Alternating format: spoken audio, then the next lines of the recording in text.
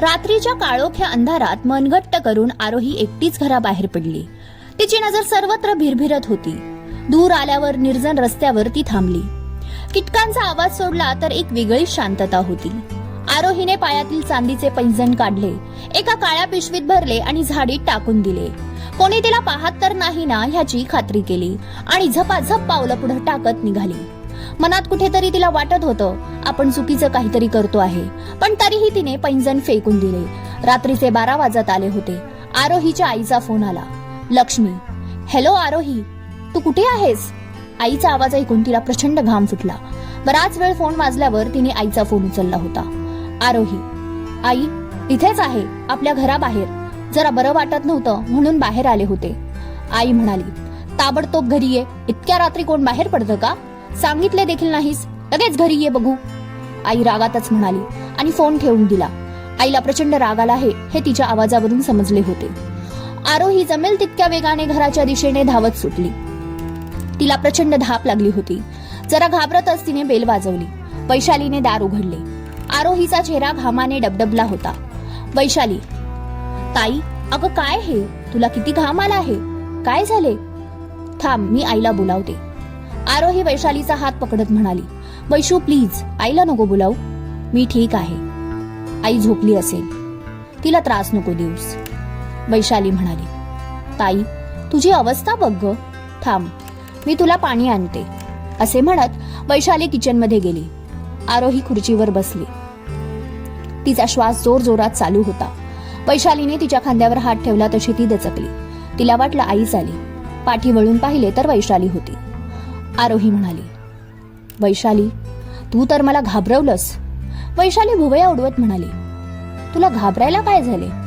या प्रश्नाचे उत्तर टाळत आरोही म्हणाली. तू आधी पाणी दे वैशू, मला खूप तहान लागली आहे. ताई, प्रश्नाचे उत्तर द्यायचे नसेल तर तू नेहमीच विषय टाळतेस. वैशाली, अगं काही नाही ग, तू पटकन पाठी हात ठेवला म्हणून घाबरली, बाकी काहीच नाही. ताई, नक्की ना? दुसरं काही कारण तर नाही ना? डिटेक्टिव्ह वैशाली मॅडम, मला आता खूप झोप लागली आहे. तुमची चौकशी झाली असेल तर मला झोपायला जायची परवानगी देता का? ताई, तुझं तर ना काहीतरीच असतं बघ. बोलण्यात इतकी पटाईत आहेस की समोरच्याला चांगलं गप्प करतेस. लग्नानंतर किशोरचं काय होईल माहित नाही. वैशाली तिला उगत चिडवत म्हणाली. किशोरचे नाव ऐकले तसा तिचा चेहरा गंभीर झाला. वैशू, सतत काय मस्करी करत राहतेस? मला अजिबात आवडत नाही ही तुझी सततची मस्करी. ताई, पण मी तर फक्त सहज म्हणाले. आरोही रागात झोपायला निघून गेली. वैशालीला आरोहीचे वागणे पटले नाही.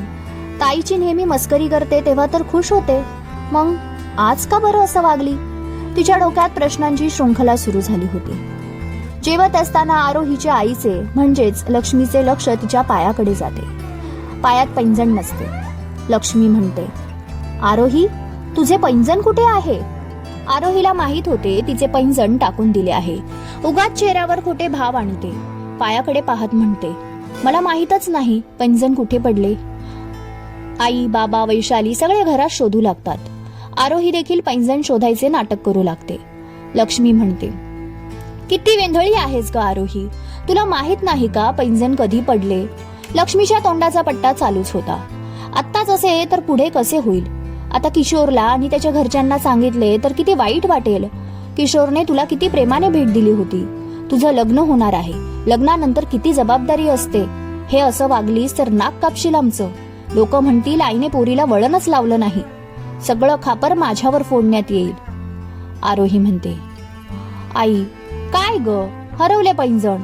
मुद्दाम मी हरवणार आहे का? पडलं असेल कुठेतरी. बाबा आरोहीची बाजू सांभाळत म्हणतात, असू दे ग लक्ष्मी, तिने मुद्दाम थोडीच असं केलं असणार. तिला किती बोलशील? आता माझी आरू महिनाभरच माझ्याजवळ आहे, जाईल तिच्या सासरी नांदायला. जाऊ दे, आपण तंतोतंत डिझाईन असलेलं पैंजण बनवूयात. लक्ष्मीने आता मोर्चा आरोहीच्या बाबांकडे वळवला. तुमचे नेहमीचे असे असते, नेहमीच तिला पाठीशी घालता म्हणून ती अशी वागते. काय करायचं ते करा. वैशाली सर्वांचं बोलणं लक्षपूर्वक ऐकत होती. आई आणि बाबा लग्नाची खरेदी करण्यासाठी गेले होते. घरात वैशाली आणि आरोही दोघीच होत्या. आरोही मोबाईलमध्ये होती. वैशालीला आरोहीशी बोलायचं होतं. वैशाली आरोहीच्या जवळ जाते. तसा आरोही फोन लगेच बाजूला ठेवते. वैशालीला आरोहीवर संशय येतो. ताई, खरंच तुला माहित नाही का पैंजण कुठं पडलं? त्रासिक चेहरा करून आरोही तिला म्हणते. एकदा सांगितला ना वैशू, मला खरंच माहित नाही. प्लीज पुन्हा तेच तेच विचारू नको. वैशालीला 100% खात्री वाटत होती की आरोहीने स्वतःचं पैंजण कुठेतरी टाकून दिलं आहे. वैशाली विषय बदलते. ताई, तुला लग्नात काय घालायचं आहे ह्याचा विचार केला आहेस का? मी काहीच विचार केला नाहीये, आरोही म्हणते. वैशालीला खरं तर आश्चर्य वाटत होते. लग्न महिन्यावर येऊन ठेपले तरी आरोही तिच्या खरेदीबाबत काहीच बोलत नव्हती. वैशालीने पुन्हा विषय काढला. ताई, माझ्या ओळखीची एक पार्लरवाली आहे. छान मेकअप करते. इंस्टाग्रामवर तिचे मिलियन फॉलोवर आहेत. तिचे तुला व्हिडिओ दाखवते. असे म्हणत तिने फोन आरोहीच्या समोर धरला. आरोही वैतागलेल्या स्वरात म्हणते. तुला जी पार्लरवाली हवी ती बघ. वैशालीला खूप वाईट वाटतं. ती आरोहीचा हात पकडते. डोळ्यात डोळे घालून तिला विचारते. ताई, काही प्रॉब्लेम आहे का? मी तुला पाहते आहे, तुझे लग्न ठरलं आहे तरी तुला उत्साह नाही. काल किशोरचे नाव काढले तसे तू एकदम चिडली. तुम्हा दोघांमध्ये काही भांडण वगैरे झाले आहे का? वैशाली उत्तराची वाट पाहत होती. आरोही म्हणाली, काही नाही ग प्रॉब्लेम. माझी अशीच चिडचिड होत आहे. लग्न ठरल्यापासून वेगवेगळे विचार मनात येतात. तोच आरोहीच्या फोनची रिंग वाजते. फोनकडे पाहिल्यावर आरोहीचे हावभाव बदलतात. तिचा प्रफुल्लित चेहरा होतो. ती आरोहीला म्हणते, माझ्या मैत्रिणीचा फोन आहे. आरोही रूममध्ये निघून जाते. वैशालीला आता तर अजून शंका येते. आत्ताच तर आरोही तोंड पाडून बसली होती आणि फोन आल्यावर लगेच खुश झाली. नक्कीच काहीतरी गडबड आहे हे तिला कळून चुकले होते. आरोही कोणाशी बोलत आहे हे ऐकण्यासाठी ती दाराला कान लावते. आरोही मैत्रिणीशी नव्हे तर कोणातरी मुलाशी गप्पा मारत होती. आरोही बोलत होती, आपण 8-10 दिवसात कुठेतरी दूर जाऊया, वेगळ्या शहरात. मी पैशाची सोय केली आहे आणि माझे दागिने देखील मी घेऊन येईल. काल मी त्या किशोरने दिलेले पैंजण माझ्या घराच्या पाठी झाडी आहे तिथे टाकून दिले. मला त्याच्याशी नाही तर तुझ्याशी लग्न करून सुखाचा संसार करायचा आहे. चल, फोन ठेवते. आई बाबा येतील. Love you Pramod. हे सर्व ऐकून वैशालीला धक्काच बसतो. ताई कोणातरी दुसऱ्यासोबत प्रेम करते? ती पळून जाणार आहे? वैशालीला आत्ताच्या आत्ता वाटत होतं सरळ जाऊन जाब विचारावा. जर तुला कोणी दुसरा आवडतो तर किशोरला लग्नासाठी हो का म्हणाली? वैशालीला आता राहवत नाही. ती आरोहीला जाब विचारण्यासाठी हाक देणार तोच बेल वाजते. आई बाबा आले होते. आई बाबांना पटकन सर्व काही सांगावे असे झाले होते. तिने विचार केला, आधी आरोहीशी बोलून बघावं. आई बाबा नसतील तेव्हा बोलूया. लक्ष्मी सामानाची पिशवी ठेवत म्हणाली, वैशू जरा पाणी दे ग. किती गरमी आहे बाहेर. जीव वैतागला बघ. हो आई, देते.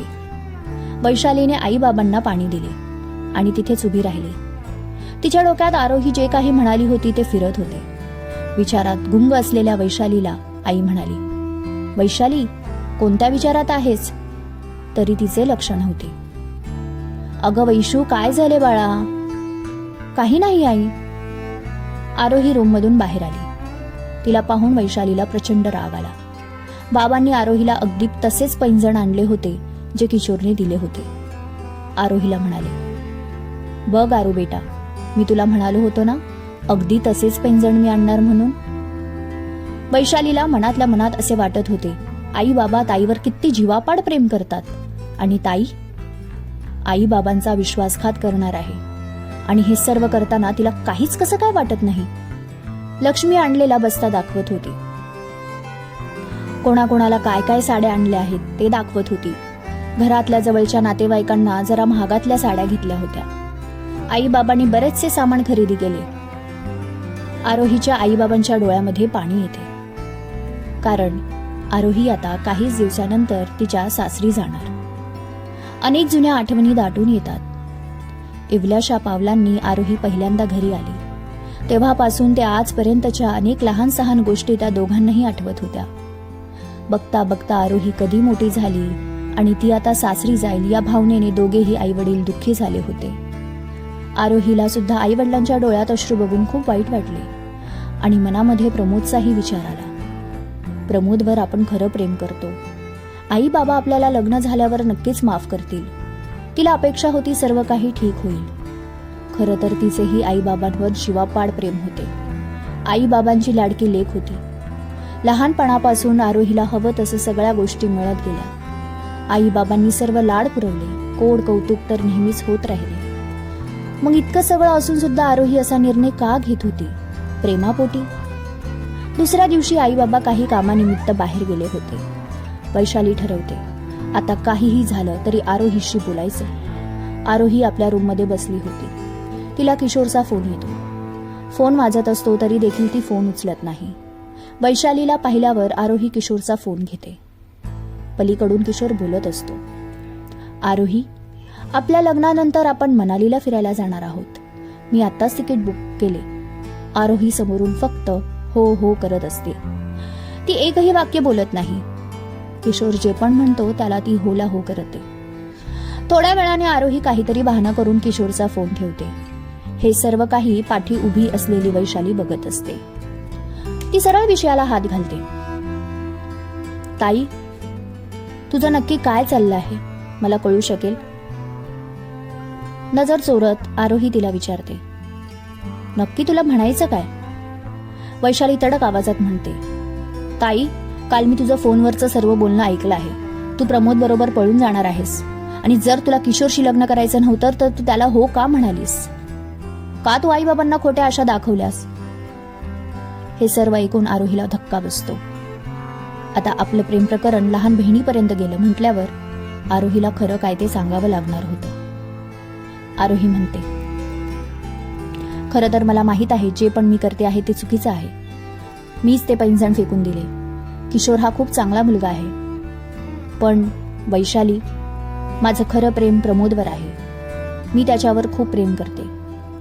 प्रमोदने माझ्याकडून वचन घेतले आहे की तो लग्न करणार तर माझ्याशीच.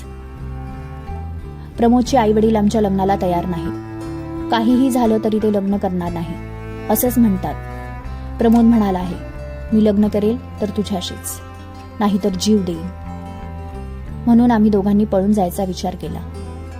वैशाली म्हणते, ताई, तू हे सर्व काही आई बाबांना सांगू शकत होती. मग तू का नाही सांगितलंस? प्रमोदने माझ्याकडून वचन घेतले आहे. कोणाला काहीच सांगायचे नाही. जर कोणाला कळलं तर मग पळून जाणं कठीण होईल. वैशालीला प्रमोदचं म्हणणं पटत नाही. खरं तर प्रमोदवर माझा पूर्ण विश्वास आहे. तो म्हणाला आहे एकदा लग्न झालं तर तो स्वतः आई बाबांशी बोलणार आहे. वैशाली आरोहीला सतर्क करते. ताई, मला हा मुलगा बरोबर वाटत नाही. ह्या काल आयुष्यात आलेल्या मुलाचे प्रेम तुला जन्मदात्यापेक्षा जास्त वाटते? तू काय करते आहेस ताई? तू किशोरशी लग्न करताय. तो खूप चांगला मुलगा आहे. आरोही चवताळते. मी लग्न करणार तर प्रमोदशी, नाहीतर जीव देईल. आरोहीच्या डोळ्यावर प्रेमाची पट्टी होती. प्रेमात वेडी झाली होती. तिला प्रेमाची नशा चढली होती. ती वैशालीला म्हणते, वैशू, माझा प्रमोद असा नाही. तो माझा विश्वासघात करणार नाही. वैशू, तू मला वचन दे. आई बाबांना तू ह्याच्यातलं काहीच सांगणार नाही. मला माहित नाही पुढे काय होणार, पण मला इतकंच ठाऊक आहे, मला माझं आयुष्य प्रमोद सोबतच जगायचं आहे. तू जर आई बाबांना काही सांगितले तर मी माझे काहीतरी बरे वाईट करून घेईन. त्याच रात्री आरोही प्रमोदला फोन करते आणि आपण पळून जाणार आहोत हे आपल्या लहान बहिणीला कळले आहे हे सांगते. आरोही, आता आपल्याला पळणं मुश्किल होऊन जाईल. आता तू एक काम कर. तू सर्व पैसे, दागिने, जे काही आहे ते तू माझ्याकडे आधीच दे. मी आपल्या राहायची व्यवस्था करतो. जशी व्यवस्था होईल तसं मी तुला घेऊन जाईन. आरोहीला प्रमोदचं म्हणणं पटतं. ती विचार करते, दुसऱ्या दिवशी आपण प्रमोदला पैसे आणि दागिने देऊयात, म्हणजे प्रमोद आपली व्यवस्था करेल.